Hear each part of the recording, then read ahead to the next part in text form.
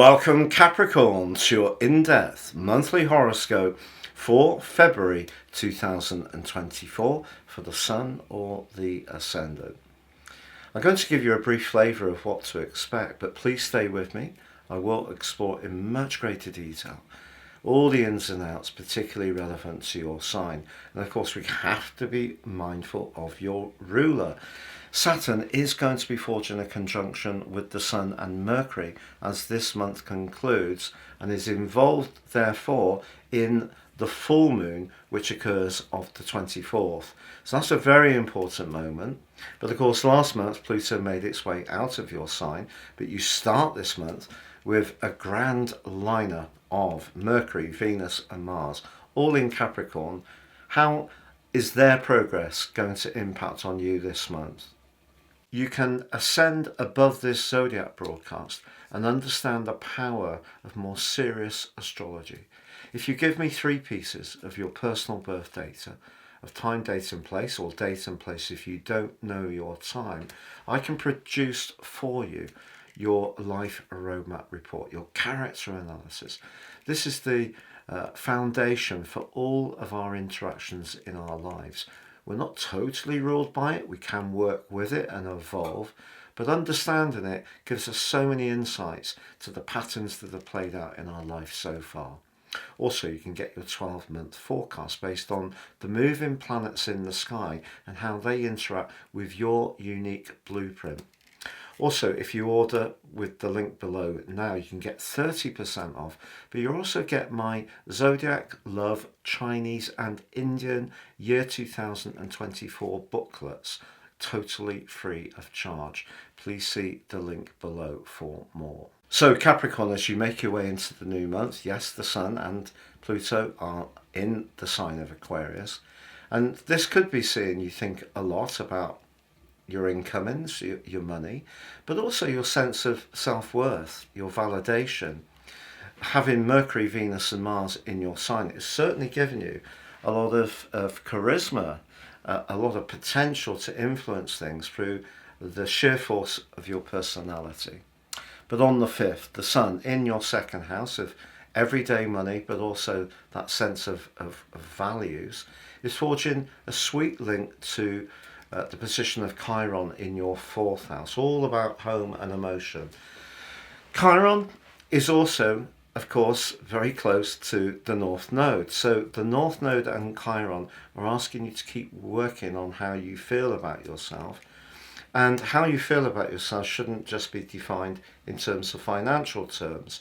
But you know, the reality is that this month is going to be a lot about money, because also on the 5th, Mercury moves out of your sign and into the sign of Aquarius. It loves being there. It's exalted in Aquarius, but it forges that instant conjunction with Pluto. If you do need to assess anything, whether it's your domestic budget, whether it's a business idea you've got, if you're putting a proposal forwards where you do need to gain some investment, well, the combination of Mercury and Pluto can give you a lot of heft, but also a lot of grit, a lot of determination. Pluto can transform your thinking, but also your resources could be transformed. Something that you've been showing a lot of imagination around, or creativity, could start to take shape in a way which gives you a lot of pleasure. So it doesn't necessarily have to be only in terms of money. It can be in terms of how something forms up in a way which gives you pleasure. And on the 9th, the new moon gives you a sparkling opportunity to really try to elevate the amount of income you have coming into your situation. One of the best ways to do that, of course, is to set our intentions, but it's also to think about our costs and how we might economize and be quite shrewd about things, and how we could also be a bit thrifty, because the sign of Aquarius is also about being innovative. So if you can do things in a slightly different way on the back of this month's, this particular new moon, that's going to be a smart thing to do. But there's also an add-on, because the modern ruler of the sign of Aquarius is actually in conflict with this particular new moon. So you could decide to be more speculative about something and have a little bit of a flutter, or try something that requires a degree of not an uncalculated risk, but you may think, look, if I go for something that is a bit different, Uranus's energy, it can pay off for me, and it could. But if you are someone who does feel more comfortable doing things in a very systematic, step by step, and a little bit more cautious way, I wouldn't go against your instincts. If you are someone who likes the drama of self-employment and perhaps starting a new avenue within your business, doing something that is fresher, then this is the new moon for you. But the 13th sees Mars move out of your sign. And Mars moving into Aquarius is an interesting one. Mars, through its rulership of Aries, can be very much about the south. Through its rulership of Scorpio, it can be very much about our need for gratification. But Mars moving into the second house really is going to turn up the afterburners if you're wanting to see firmer, more tangible evidence that you are transforming your finances. And transforming is the word, because guess what? Pluto is going to apply to Mars as well. So the combination of Pluto to Mercury, of Uranus to the new moon, and now Mars and Pluto together is all very intense stuff. But of course that brings us to Valentine's Day. If you are someone who's happily settled in a relationship, I think the best way to enjoy this day is definitely through good food and good wine. But Venus moves out of your sign and into the sign of Aquarius on the 16th, again joining with Pluto. I think this definitely can trigger some good news around your resources, and you could be celebrating. When Venus moves into the second solar house in solar astrology, it almost metronomically always brings some kind of good news. But of course Pluto could be the legacy of a lot of hard graft that you've put in over a long period of time, perhaps as long and as far back as 2008, when Pluto first moved into Capricorn. And if you feel there have been a lot of transformations and you haven't always got the recognition, or you haven't always been able to see yourself and even value yourself, how much commitment, effort, perspiration, and just sheer willpower that you've invested, you're going to see it at the heart of this month. But also, from the 16th to the 18th, Mercury is in a rather highly strung right angle with Uranus. This could make you impulsive, but in the second 2 weeks of this month, Venus and Mars are pretty close together.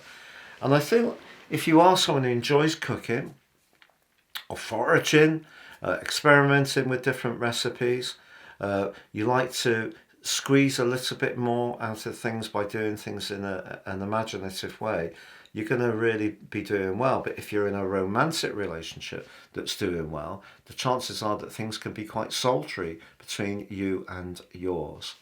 But that brings us to the 19th. The Sun moves into your third house, followed by Mercury on the 23rd. We then on the 24th have that full moon, but that's in your ninth house.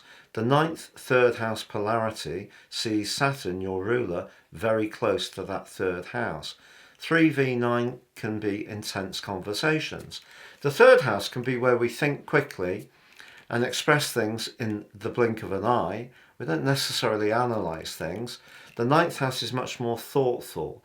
You could have some big discussions at the end of this month where you encounter someone with a completely different world view to you. But if you do, because Saturn is very close to your third house, there could be a tendency to react quickly and perhaps be a little bit firm about how you see it from your viewpoint. But if you're someone who does like to debate, chat on the internet, go on forums, share things on Twitter and so forth, you've got to be aware that someone could push back. But equally, this third ninth house energy could see you in some ways want to learn something or share some information or travel somewhere. But what will the impact of Saturn be, applying to first the Sun and also to Mercury? Well, I feel that you could encounter some restrictions, to be honest.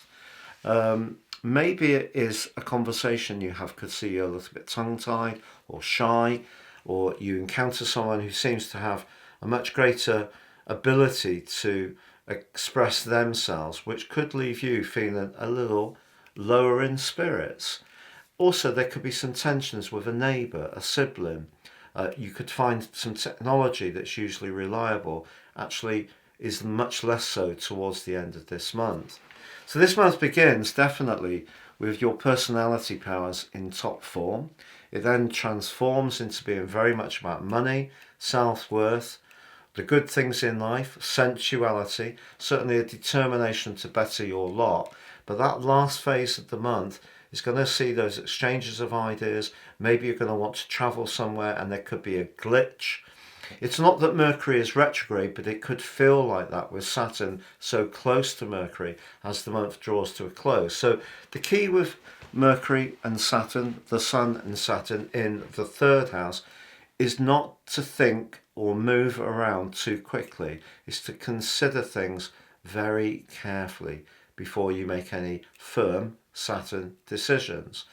And it is also possible, if you do think things through carefully, or if you're constructing some kind of business plan or some kind of proposal, that if you do take your time, you're actually going to get your point of view across in an amazingly effective way. So please don't see the end of this month as all being the potential for what can go wrong. It's actually giving you an opportunity to take yourself more seriously, say what you mean, and mean what you say.